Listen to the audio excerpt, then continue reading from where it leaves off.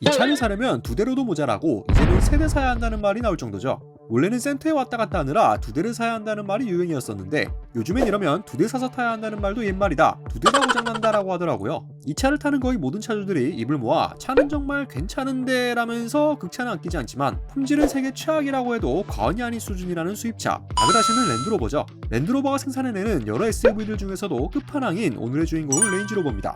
이 차는 뭐 말이 필요 있나요? 럭셔리하면서도 정말 끝내주는 승차감을 가지고 있고 그러면서도 SUV 본연의 강력한 오프로드 성능까지 갖춘 차는 레인지로버만의 독보적인 영역이라고 할 수 있잖아요. 한국에서도 레인지로버는 상당히 인기가 많았습니다.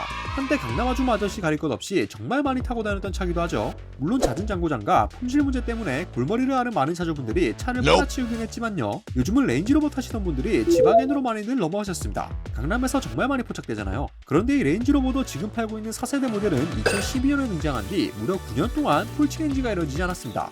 아무리 고급스럽고 차가 좋다고 하더라도 9년이면 이제 사골반년에 드는 차라고 할 수 있잖아요. 그래서 레인지로버도 이제는 풀체인지가 진행된다고 합니다. 최근 해외의 한 매체를 통해서 신형 레인지로버의 내외관 디자인 일부가 유출됐는데요. 오늘은 정식 공개 전 미리 한번 살펴본과 동시에 이를 확인한 네티즌들의 반응은 어땠는지 한번 알아보도록 하겠습니다. 자, 여러분, 5세대 레인지로버의 전면부 디자인은 이런 스타일입니다.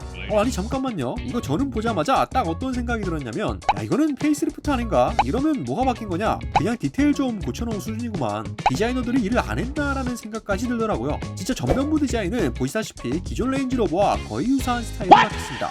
요즘은 페이스리프트만 해도 거의 풀체인지급으로 디자인 변화를 주는 신차들이 너무 많은데 레인지로버는 9년 동안 이어져 온 기존 모델 디자인을 거의 그대로 계승했습니다. 여러분들은 어떠신가요? 사실 기존 디자인이 9년 전에 나온 거라고는 하지만 지금 봐도 촌스럽거나 그렇진 않잖아요. 정말 오래 봐도 질리지 않는 디자인은 이런 것이다 라는 걸 보여주는 대표적인 차종이 아니었나 라고 생각합니다. 신형과 2017년에 선보였던 페이스리프트 모델 사진과 나란히 놓고 한번 비교해보면요, 그릴 모양이 좀 바뀌었고 매트릭스 LED 헤드램프도 비슷한 느낌이지만 디테일이 좀 달라졌습니다. 그리고 범퍼 쪽 디자인을 도 고쳤죠. 근데 정말 이 정도면은 4세대 오너분들은 기분이 그렇게 크게 나쁘지 않을 것 같아요. 신형이 나왔다는데 디자인이 비슷하니까요.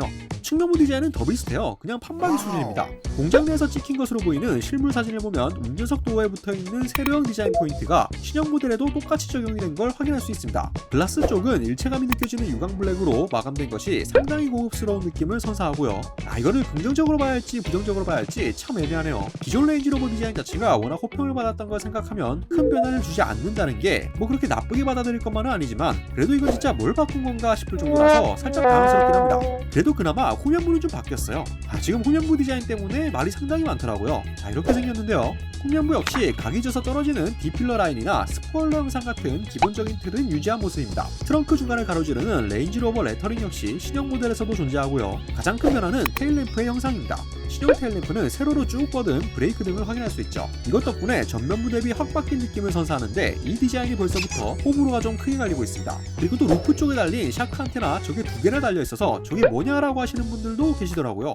진짜 저걸 왜 두 개로 달아놓은 건지는 의문이네요. 유출된 디자인을 확인한 네티즌들의 반응은 어땠을까요? 보배드림 커뮤니티를 보면 홀리 쉣, what the fuck 이런 제목부터 시작해서 중국에서 베낀 거 치고 퀄이 좋네라고 생각하면서 보고 있다가 마지막 사진 이름 보고 깜짝 놀랐다, 이전 모델과 차이가 없는 듯하다, 이게 완전 신형인가? 페이스리프트 같다 등은 그렇다 치고 범퍼는 왜 저러냐, 미등이 세로로 얇게 들어오는데 덩치에 비해 좀 작다라는 반응들이 쏟아지고 있습니다. 물론 부정적인 반응만 있는 건 아니었고요. 멋지구만, 유유자적 요트 뒷모습이 떠오른다, 미래적이라 마음에 든다라는 반응도 있었습니다. 여기에 또 눈에 띄는 반응은 후미등이 텔루라이드 느낌도 난다, 뒤가 텔루라이드 같네라는 반응들도 있었는데요. 이는 세로형 브레이크 등 때문에 그렇게 언급되는 것 같아요. 외관과 함께 실내 디자인 일부도 같이 유출이 됐는데요. 실내 중앙에는 대형 디스플레이가 자리 잡고 있고 스티어링 휠 디자인이 큰 폭으로 변경됐습니다. 수평형 대시보드 레이아웃은 신형 레인지로버에서도 그대로 유지가 되네요. 저 대형 디스플레이는 고장 안 나겠죠?